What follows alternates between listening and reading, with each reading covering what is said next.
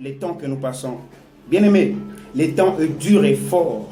Et cela ne passe pas inaperçu, tout est au clair. Et nous savons que d'après la Bible, nous vivons dans les derniers jours. Nous vivons dans les derniers temps. Nous vivons dans le dernier des jours. Bien-aimés, nous devons savoir que le monde tourne sa dernière course. Le monde fait son dernier cours. Et bien-aimés, nous devons savoir que la vision des hommes les plus influents de la terre, la vision des hommes les plus puissants de la terre, les nations les plus puissantes de la terre sont entrées, leur vision commence à s'assombrir. Leur vision commence à devenir très sombre. Et c'est dans ce temps-là, de l'amnésie spirituelle, dans ce temps où les hommes sont aveuglés par les richesses, les hommes sont aveuglés par leur fantasme, dans ce temps-là où les hommes ont rejeté Dieu, c'est dans ce temps-là que Dieu est en train de préparer son épouse. C'est dans ce temps-là que Dieu est en train de préparer ses enfants pour qu'ils atteignent la maturité. Oh, j'allais dire ceci. Dieu est en train de préparer son épouse. Dieu est en train de préparer ses enfants. Ses enfants qui sont éparpillés dans le monde entier. Dieu est en train de les préparer pour qu'ils atteignent la maturité. Et lorsque les enfants de Dieu atteignent la maturité, c'est-à-dire lorsque les enfants de Dieu atteignent la perfection, ils vont vivre hors du commun. Ils vont vivre hors des pestes et des maladies qui rongent la terre. Oh, bien-aimés, j'allais dire ceci. Qu'est-ce qui arrive à ces temps ici? Dans ces temps, nous vivons dans ces temps pénibles, un temps difficile. Et ces temps-là, c'est prévu dans la Bible. Ces temps-là a été prophétisé dans la Bible que dans les derniers jours, il y aura des temps difficiles. Bien-aimés, qu'est-ce qui arrive lorsqu'un homme abandonne Dieu? Lorsqu'un homme abandonne Dieu, bien, mais nous voyons que d'après la Bible, en lisant la Bible, je sais que Dieu est le défenseur de ceux qui l'observent. Dieu est le défenseur de ceux qui obéissent à ses ordres et lois. Bien aimé, la Bible, chaque fois que le peuple d'Israël péchait, chaque fois qu'Israël menait une vie qui n'était pas conforme aux lois et aux principes de Dieu, Dieu s'est retiré d'Israël.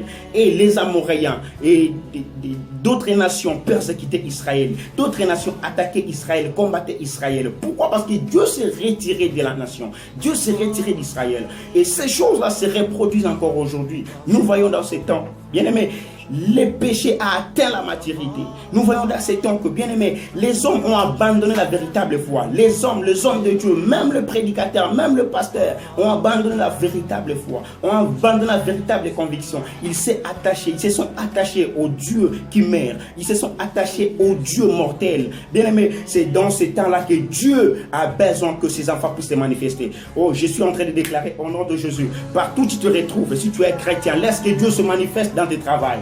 Laisse que Dieu se manifeste dans ta vie, dans ta famille. Oh, bien-aimé, Dieu s'est retiré de l'église. Dieu s'est retiré des hommes. Pourquoi? Parce que les hommes ont péché. Parce que les hommes se sont retirés de Dieu. Les hommes ont péché. Et les hommes ont fait renaître une nature qui n'était pas une nature chrétienne, qui n'est pas une nature de Dieu. Et c'est alors que Dieu se retire. Bien-aimé, je suis en train de te dire ceci. Tu peux bon prier, tu peux bon gêner, mais si tu n'as pas la nature de Dieu en toi, si tu n'as pas la présence de Dieu en toi, bien aimé, ces temps ici, le monde est frappé par le coronavirus. Le monde est dans les tourments, le monde est dans le pleur. Bien aimé, cela devrait nous enseigner une chose, que Dieu, tout ce qu'il a dit, sont en train de s'accomplir. La parole de Dieu ne faillit jamais. Bien-aimés, le monde passera. Nous devons savoir que les maisons, le meuble, toutes choses que nous voyons spéciales sur cette terre va passer. Mais que notre âme serve de l'éternité en éternité, notre Dieu. Et je vais terminer pour dire ceci, parce que c'était une exhortation. Je sais que tu as l'habitude de zapper les informations de Dieu. Tu as l'habitude de zapper les prédications. Quand tu es devant ta télévision et il y a une prédication, tu zappes, tu fais passer. Pourquoi? Parce que tu n'as pas le temps pour Dieu. Mais je vais te dire une chose, en regardant cette vidéo, dis-moi le temps de prier. Dis-moi le temps de lire la parole de Dieu. Dis-moi le temps de méditer. Pourquoi? Parce que Jésus revient bientôt. Ce n'est pas un slogan, comme les prédicateurs nous prêchent. Tu écoutes des puissants prédicateurs sont en train de prêcher des années que Jésus revient bientôt. Bien aimé, bientôt ça peut être après 2 minutes, c'est toujours bientôt. Après 2 jours, c'est toujours bientôt. C'est-à-dire, on ne sait jamais. On ne sait jamais. Donc, nous devons toujours nous préparer. Tu es un prédicateur, tu es un chanteur, tu es un musicien, tu fais quelque chose à l'église, tu dois toujours te préparer. Pourquoi? Parce que Jésus revient bientôt. Oh, quand le monde est en train de tomber dans la maladie, dans des pestes, dans des frappes, bien aimé, nous devons savoir que tout cela a été prévu par Dieu. Je vais vous lire dans 2 Timothée 3, je vais passer vite. 2 Timothée 3, 1. Je veux dire, sachez que dans les derniers jours, il y aura des temps difficiles. C'est-à-dire que nous vivons dans les derniers jours. Et les temps difficiles dans lesquels nous sommes, bien aimés, regardez, le monde entier est frappé par une seule maladie, le coronavirus. Bien aimés, il y a des tremblements de terre. Nous vivons un temps difficile. Nous devons savoir que bientôt là, nous sommes vers la fin. Et le signal rouge est en train de clignoter. Que bientôt le Seigneur revient. Et je te pose une question. Est-ce qu'il revenait ce matin, tu vas partir? Est-ce que vraiment tu as arrangé ta vie?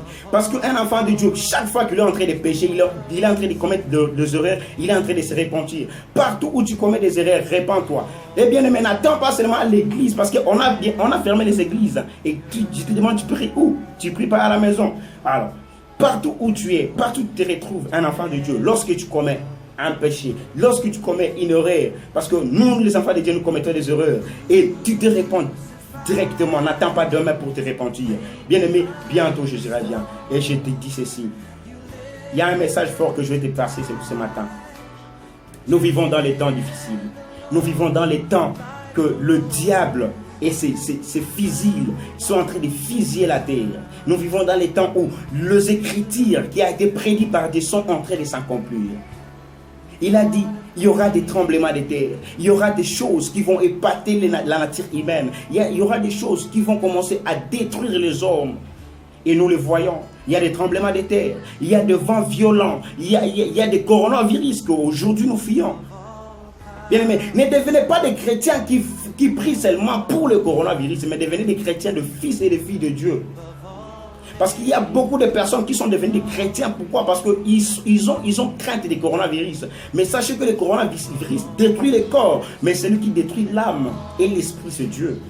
Nous devions plus avoir peur de Dieu que le coronavirus. Que le Seigneur vous bénisse.